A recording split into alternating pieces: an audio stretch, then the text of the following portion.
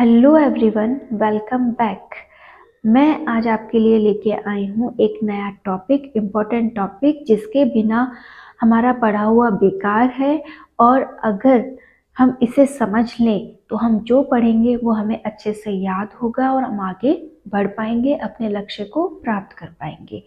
लेकिन इसका हम यूज़ कैसे करें, हम इसे कैसे अपनी लाइफ में मतलब लाएं रूटीन लाइफ में और एक अच्छी स्टडी कर पाए। तो हम स्टार्ट करते हैं आज का टॉपिक, जो कि क्या है, रिवीजन। तो इसे समझने के लिए एक एग्जाम्पल का यूज़ मैं यहाँ कर रही हूँ। आप अपने अकॉर्डिंग कोई भी आप सब्जेक्ट से बिलोंग करते हैं, उस सब्जेक्ट का एक एग्जाम्पल लेते हुए इसे समझ सकते हैं।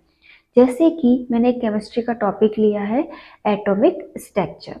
अब मैं इस टॉपिक को कैसे पढ़ूंगी, कैसे रिवीजन करूंगी, कैसे प्रैक्टिस करूंगी और कैसे सक्सेस की ओर जाऊंगी, इसे समझते हुए हम आगे बढ़ेंगे। तो एटॉमिक स्ट्रक्चर जो है, ये मेरा नाम है टॉपिक का, जो कि मैंने अपने माइंड में सेट किया है कि मैं आज इस टॉपिक को स्टार्ट कर रही हूँ।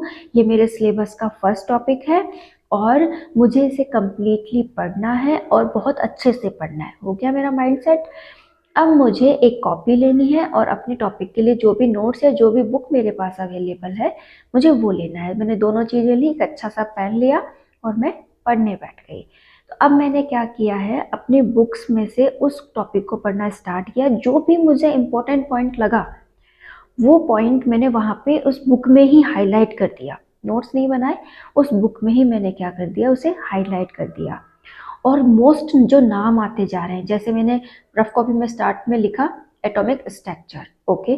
फिर मैंने लिखा जनरल इंट्रोडक्शन। जनरल इंट्रोडक्शन में मैं लिख रही हूँ उसमें कि ऐतिहासिक जो इसका रहा, हिस्टोरिकल जो रहा, उसमें 2-3 साइंटिस्ट यूजफुल रहे, जैसे महर्षि कर्नाड थे और जैसे डाल्टन थे। तो जैसे जैसे इसकी प्रोसेस आगे बढ़ती जाएगी, मैं इंपॉर्टेंट नाम लिखती जाऊंगी और उन्होंने क्या किया उससे रिलेटेड 2 बातें उसमें लिख दूंगी। जैसे महर्षि कर्नाड ने इसको पहले ही बता दिया था, डाल्टन ने इसको वैज्ञानिक वे में फर्स्ट बार बताया। ऐसे कुछ एक पॉइंट्स जो होंगे, मैं उन्हें वहीं पे छोटा छोटा लिखती चली जाऊंगी। फिर मैं और आगे जाऊंगी, फिर मैं देखूंगी कि उसके बारे में और कहाँ से खोज हुई, वो पहली बार कहाँ देखा गया, किसने उसे देखा, फिर उसके कौन कौन से टुकड़े किए गए, फिर उन टुकड़ों को किसने खोजा और आज जो उसका वर्तमान रूप है वो किसने ढूंढा। मतलब मैंने ओवरऑल जो उसके बारे में पढ़ा, मैं उसके लिए बहुत छोटे छोटे उसमें नोट्स बनाती चली गई और उस टॉपिक को मैंने पढ़ लिया। मैंने अमूमन एक दिन में उसके 4 या 5 पेज पढ़े, बहुत अच्छे से पढ़ लिए, जो भी इम्पोर्टेंट था हाईलाइट कर लिया और जो मुझे अच्छा लगा रफ नोटबुक में मैं पढ़ते हुए लिखते चली गई। और आप भी कोशिश करें कि जब भी पढ़ें, लिखते हुए पढ़े, उससे बातें बहुत अच्छे से याद होती हैं, समझ आती हैं और वो एक लंबे वे तक हमारे साथ बनी रहती हैं। ओके, मेरा टॉपिक कंप्लीट है। आज मैं इसी से रिलेटेड इतना ही पढ़ूंगी। अब मैं कोई दूसरा सब्जेक्ट लूंगी और उसमें भी थोड़ा बहुत पढ़ लूंगी। ओके, अब हमारे पास आता है नेक्स्ट डे। नेक्स्ट डे जब हम पढ़ने बैठे, एटॉमिक स्ट्रक्चर कोई छोटा टॉपिक नहीं था, वो मेरे 2-3 दिन चलने वाला है या 5 दिन चलने वाला है। तो सेकंड डे जब मैंने उससे आगे का टॉपिक पढ़ा, तो मेरा पहला टारगेट ये बनता है कि मैं उस पढ़े हुए को ही क्या करूं, पहले 10 मिनट देके, 20 मिनट देके या 5 मिनट देके, जो भी मेरा टाइमिंग बैठता है। नई नई स्टार्टिंग करते हैं पढ़ाई की तो लंबा भी बैठता है, और जो काफ़ी दिनों से पढ़ाई कर रहा है उसको 5 मिनट में भी रिवाइज कर लेता है। तो जिसका जितना भी टाइमिंग बैठता है वो उसे एक बार रिकॉल करे। आपको लगेगा कि बहुत अच्छे से याद था, लेकिन कुछ 1% आप भूले थे, वो आपके माइंड में रिकॉल हो गया है। अब आप क्या कीजिए, उसे आगे की ओर पढ़ना स्टार्ट कर दीजिए। इसी तरीके से करते करते जब आप तीसरे दिन पढ़ेंगे तो दोनों दिन का रिवाइज हो जाएगा, चौथे दिन पढ़ेंगे तो तीनों दिन का रिवाइज हो जाएगा, और 5वें दिन होते होते एटॉमिक स्ट्रक्चर भी कंप्लीट है और आपका पूरा टॉपिक भी रिवाइज हो चुका है। फिर आप नया टॉपिक स्टार्ट कर दीजिए। मान लीजिए मैंने नया टॉपिक स्टार्ट कर दिया, कोऑर्डिनेशन कंपाउंड, ठीक है। तो अब मेरा कुछ दिनों का गैप आ गया है, मेरा कोऑर्डिनेशन कंप्लीट हो गया है। कोऑर्डिनेशन ने भी मुझसे कितने लिए हैं, 5 दिन। ओके, अब 5 दिन बाद मैं क्या करूंगी, एक बार पूरा जो एटॉमिक स्ट्रक्चर मैंने पढ़ा था उसको मैं 1 घंटा देके रिवाइज जरूर करूंगी, ठीक है। और इसी तरीके से अगर आप भी रिवाइज करते हैं, कैसे, पहले हमने साथ के साथ रिवाइज किया, फिर 5-6 दिन का गैप दे के रिवाइज़ किया, फिर 10-15 दिन का गैप दे के रिवाइज़ किया, फिर हमने मंथली उसको रिवाइज़ किया। तो 2-3 महीनों में वो टॉपिक हमारे कंसल्ट मतलब ऐसी इसी तरीके से हमारे अंदर रम जाएगा कि हम उससे रिलेटेड कोई भी जवाब दे सकेंगे, उसको भूलेंगे नहीं, वो हमारी लॉन्ग टर्म मेमोरी में सेव हो जाएगा कि हम उसे बहुत लंबे समय तक याद कर पाएंगे। और एक इम्पॉर्टेंट बात जो कि साइंटिफिक रीज़न के अकॉर्डिंग है कि हमारी जो मेमोरी है वो बहुत ही ज़्यादा फोटोजेनिक है कि हम उसे टॉपिक को जो पढ़ रहे हैं उसे हम फोटोज़ के रूप में सेव करते हैं। माना कि आपको वो टॉपिक याद नहीं आ रहा, लेकिन वो जिस पेज पे लिखा था और जैसा आपने उसको पढ़ा था वो आपके माइंड में ज़रूर दिखेगा। तो आप जो भी याद करते हैं उसकी फ़ोटोज़ हमारे माइंड में छप जाती है। तो जब भी पढ़ें पूरी तरह से समर्पित होकर पढ़ें, ध्यान से पढ़ें। आप मान के चलिए आप आधा काम तो वहीं कर लेते हैं। आपने देखा होगा कि पढ़ते पढ़ते बुक्स भी फटने लग जाती है, पेज गल जाते हैं। तो वो ही क्या है, एक बेस्ट मेथड है कि हमें बार बार चीज़ को पढ़ना है, चिपक के नहीं रहना है कि ये टॉपिक नहीं हो रहा तो मैं आगे नहीं बढ़ूंगा। हमें क्या करना है, लगातार पढ़ते चले जाना है कि हम क्या कर रहे हैं, फुल ऑन स्टडी कर रहे हैं। एक तो क्या करना है, धीरे धीरे नहीं पढ़ना है, फुल स्पीड में पढ़ना है, जल्दी जल्दी पढ़ना सीखना है। अगर आप एक टॉपिक को ही महीना दे दोगे तो फिर बाकी टॉपिक आप कब करोगे। ये कंपटीशन है, कंपटीशन में सिलेबस बहुत बड़ा होता है। तो अगर आपको सिलेबस कंप्लीट करना है, हर चीज़ समझनी है, तो आपकी पढ़ने की स्पीड भी बढ़ानी होगी। जैसे 1 घंटे में आप कितने पेज कर लेते हैं, या कितने शब्द आप लिख लेते हैं, या कितने शब्द आपके माइंड में रिकॉल हो जाते हैं बार बार। तो वो आपकी कैपेसिटी आपको डेवलप करनी पड़ेगी। अगर कम है तो कोशिश कीजिए कि वो धीरे धीरे बढ़ जाए, वही आपके लिए बेस्ट रहेगा। तो ये तो था कि हम पढ़ें कैसे, ठीक है, साथ के साथ हम रिवीजन कैसे करें। अब मान के चलिए पढ़ना ही काफ़ी नहीं है, हमें पढ़ना है, रिवीजन करना है। रिवीजन को इस हद तक करना है कि हम किसी भी प्रकार का क्वेश्चन का जवाब दे सकें। अब नेक्स्ट पॉइंट आता है प्रैक्टिस। हमें प्रैक्टिस करनी है। अब प्रैक्टिस करने के लिए आप मार्केट में अवेलेबल एमसीक्यूज़ की बुक्स ला सकते हैं, या फिर आप ऑनलाइन एमसीक्यूज़ जो अवेलेबल हैं उन्हें भी सॉल्व कर सकते हैं। और साथ ही साथ आप time to time test series जो होती हैं वो भी ज्वाइन कर सकते हैं। टेस्ट सीरीज़ आप कोशिश करें कि ऑफलाइन ज्वाइन करें, जिससे क्या हो, आपको 3 घंटे में आपने कितना पेपर अटेम्प्ट किया वो टाइमिंग भी निकलने लग जाए। क्योंकि काफ़ी बार ये देखा गया है कि फर्स्ट ग्रेड का कोई पेपर देने गया हो या कोई किसी अदर कंपटीशन का पेपर देने गया हो, वहाँ पर उसकी टाइमिंग कम रह गई। वो बोल रहा है मुझे जवाब सारे आते थे लेकिन मेरे से तो पेपर कम्प्लीटली सॉल्व ही नहीं हुआ। इसका रीज़न होता है कि जब आप प्रैक्टिस करते हैं तो प्रैक्टिस में आप टाइम काउंट नहीं करते कि मैं इतने क्वेश्चन कितनी देर में सॉल्व कर रहा हूँ।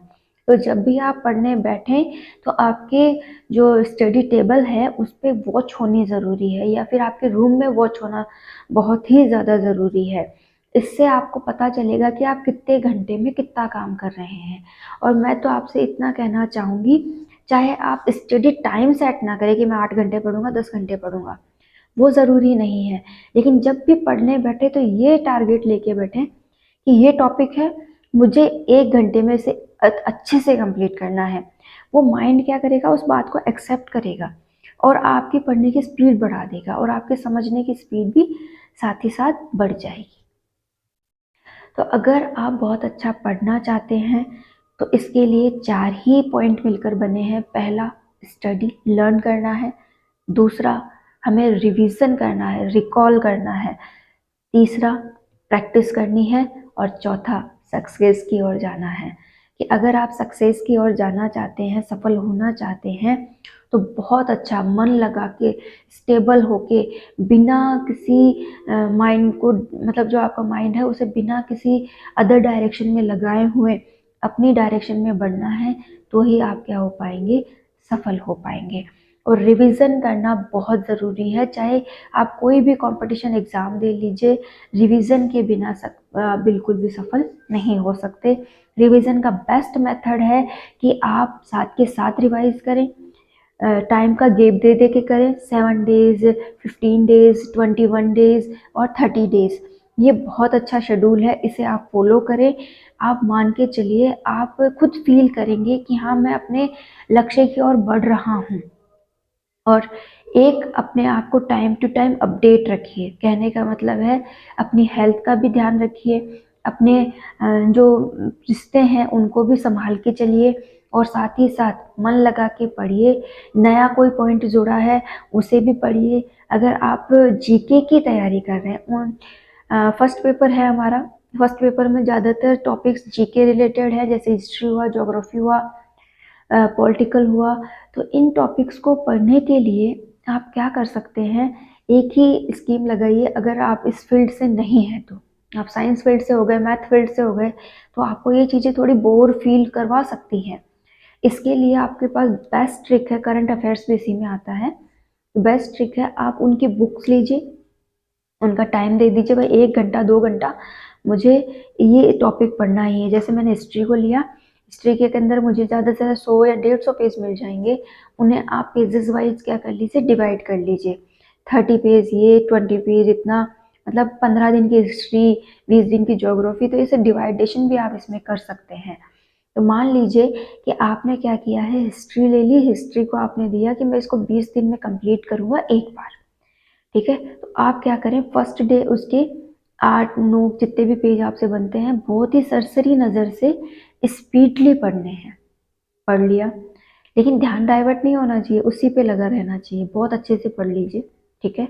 नेक्स्ट डे आप एक बार फिर से पढ़ लीजिए। इसी तरीके से करते करते 10 15 दिन में आप उसके पूरे टोटल पेज पढ़ लेंगे। फिर आप एक बार ज्योग्राफी को इसी तरीके से पढ़ लीजिए। इसी तरीके से आप नेक्स्ट जो पॉलिटिकल साइंस है उसे पढ़ लीजिए। तो आप मानेंगे कि महीने 1.5 महीने में आपने ये जो थ्योरेटिकल पोर्शन था ये कम्प्लीटली एक बार पढ़ लिया है, ठीक है। आपको फील होगा कि हाँ, थोड़ा बहुत सिलेबस तो हो रहा है। सेकेंड टाइम जब आप पढ़ेंगे तो जो टाइम आपने पहले लिया था उससे कम लगेगा, और आपको वो चीज़ें पढ़ी हुई महसूस ज़्यादा होने लगेंगी। और ध्यान से उसको पढ़िए, और ध्यान से समझिए, जो भी इम्पोर्टेंट लगे हाईलाइट करते चलिए। दूसरी बार सिलेबस, तीसरी बार फिर से पढ़िए। तीसरी बार पढ़ेंगे तो ऐसा लगेगा कि अब तो 80% चीज़ें अपने को याद ही हैं, ठीक है। 80 भी नहीं मान लो तो 60% तो मान के चलो कि आपको लगेगा कि ये हमें याद है। थर्ड टाइम एक बार बहुत अच्छे से पढ़ लिया, वो 1 महीने में आपके कंप्लीट होने लग जाएंगी, हो गया।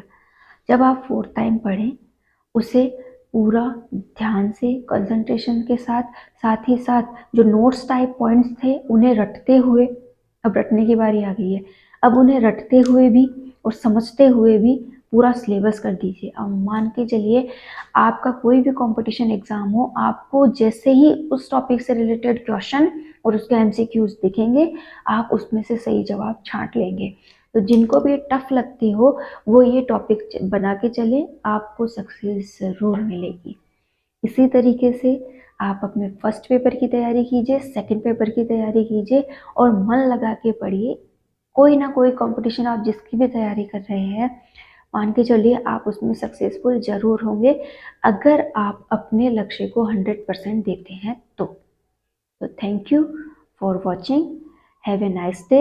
एंड मैं इसी तरीके से आपके लिए मोटिवेशनल वीडियोस लाती रहूँगी। जल्द ही इस पे आपको मैं क्लासेस भी दूँगी, तो आप मन लगा के पढ़िए प्लीज़, मेरी यही रिक्वेस्ट है। और अपने ध्यान को बिल्कुल भी अदर चीज़ों में डाइवर्ट ना करें, और इसी चैनल को सब्सक्राइब करें, लाइक करें, और कोई कमेंट आपके हैं तो वो भी मुझे प्लीज़ बताएं।